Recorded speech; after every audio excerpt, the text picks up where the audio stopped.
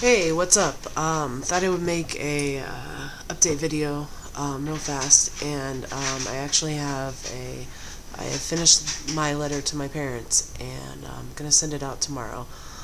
So I kind of wanted to put it in a vlog and share it with everybody because when I first realized that I was transgendered and started to or rather started to make the decision to transition, I found a lot of the letters that I found on YouTube from different guys. I found them very helpful, and I decided to write the letter. My parents live like an hour and a half from here, but I wanted to give them time to process before I saw them.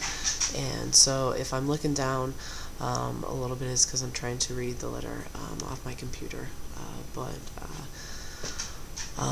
My letter. Dear Mom and Dad, I've been trying to figure out a way to tell you this for as long as I can remember, and I've reached a point in my life that I can no longer keep this from you. The reason this letter has taken me so long to write is that I fear losing you. There's no easy way to say this, so I guess I will begin. Since April of this year, I've been seeing a therapist for issues relating to my self-image and my gender. I have also been seeing a physician for the same reasons. My therapist, as well as my doctor, has diagnosed me with a gender identity disorder. I have been battling with these issues since I was very young. What this means is that what's in my heart and my mind does not match my physical appearance. I am transgendered. For as long as I can remember in my mind, I have always felt like a boy. My first experiences with gender identity dysphoria happened when I was 5 years old. It was then that I knew, somehow, I was different, and for a lot of years I didn't know what this meant. As I got older and started to notice and become romantically interested in girls, I found a label for myself, lesbian.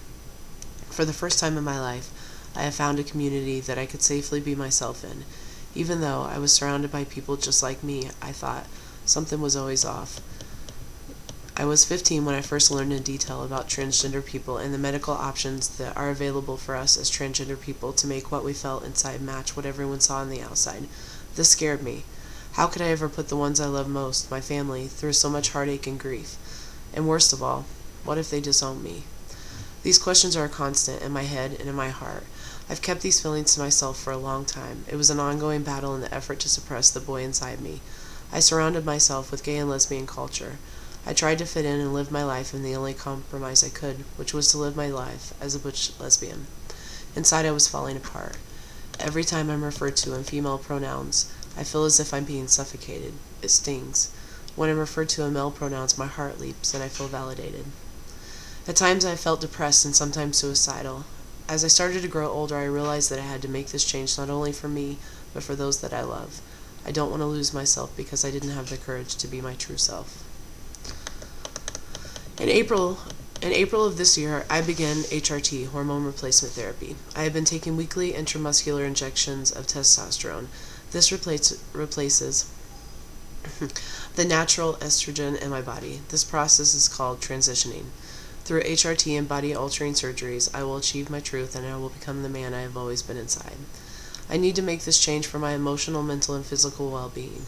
I have never been happy in my own body prior to beginning this transition. Now, for the first time in my life, I can really see myself. I like what I see when I look into the mirror, and I'm beginning to feel calm, happy, and complete.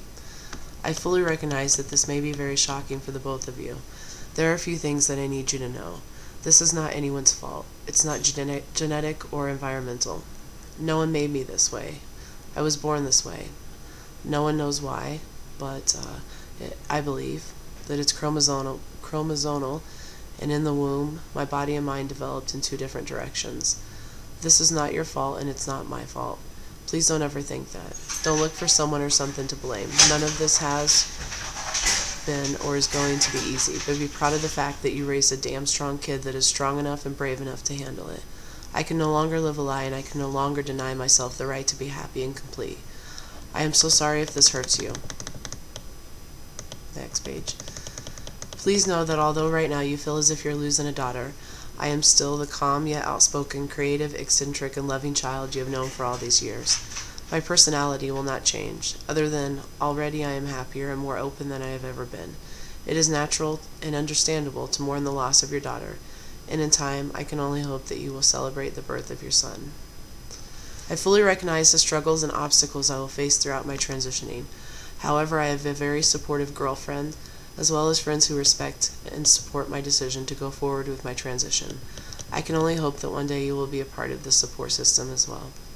This letter is in no way a substitution for many conversations that I'm sure will be had regarding this subject. This letter is merely meant as a starting point. Please understand what you both mean to me. I love and respect you both very much. The both of you are my anchor and my best friends. I am so proud to be able to call you Mom and Dad. I realize that I will not be the only one transitioning. I know that this will be a learning process for the both of you, and that it will be something that is very difficult to come to terms with. Please do not hesitate to ask me any questions. I will always be your kid, and you will always be my parents.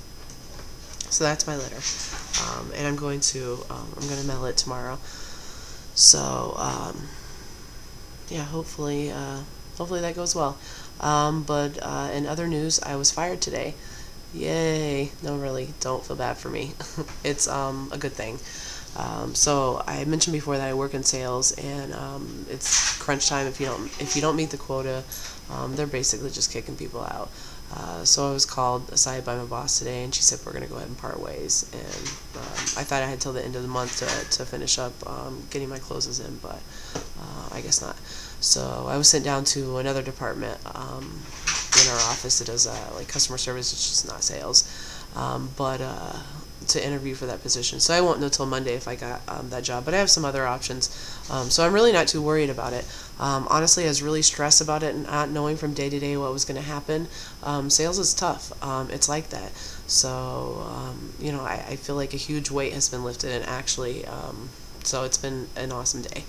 But that gives me time to prepare, because in 2 days it's Chicago Pride.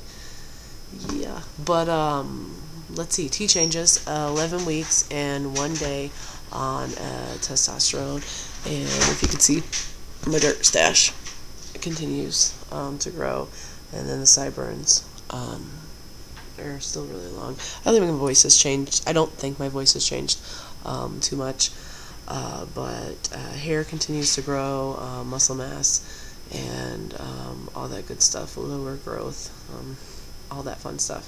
So, but yeah, that's about all I got. I just wanted to share that letter. Hopefully, it'll be helpful to someone. And that's all I got. So, I'll see you guys later. Maybe, if I can stop this thing. Peace.